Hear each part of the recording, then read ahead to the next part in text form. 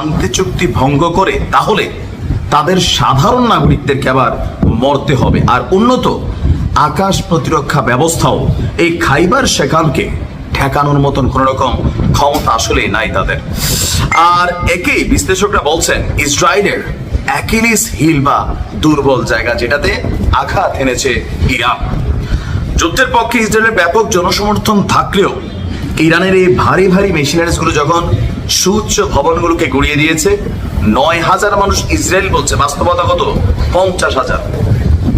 তো এই 50,000 মানুষ যখন ঘরবাড়ি হারাইছে, এদের অবস্থা কি চিন্তা করেন? ব্যবসা বাণিজ্য শেষ, অনেকের অনেক কিছু শেষ। তো ইরানের স্পষ্ট বার্তা যে দেখো, আমরা লাস্টে একটা ট্রেইলার দেখেছি। কি ট্রেইলার? যে এর পরবর্তী সময় যেগুলো ছাড়বো তোমাদের প্রত্যেকের খবর আছে।